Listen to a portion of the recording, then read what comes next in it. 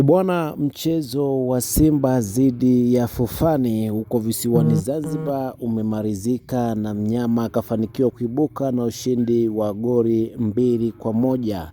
Kipindi cha kwanza kilimalizika wakiwa wametoshana nguvu kwa goli 1-1, lakini kipindi cha pili Simba kaongeza goli na mchezo kumalizika kwa goli 2-1. Lakini mchezo mzuri kwa bwana mdogo, beki wa katikati Hussein Mbegu, bonge moja la mchezaji, lakini pia ametupia hii leo. Anaweza kawa ni mchezaji mdogo kuwahi kufunga goli akiwa na klabu ya Simba Sports. Bila shaka na yeye kaandika historia yake akiwa na mnyama Simba.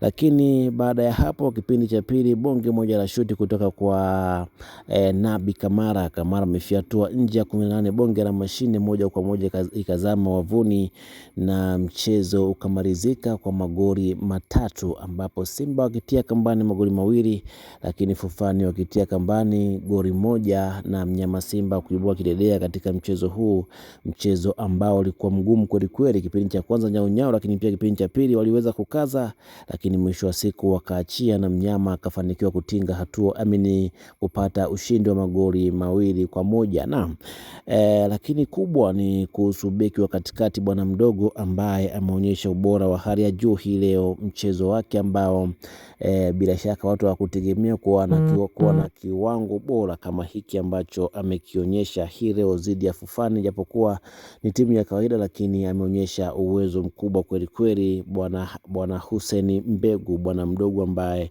ameitwa ili akaonyesha kitu kwa mapinduzi, na ni kweli kaweza kuonyesha kitu cha tofauti mpaka kafunga goli.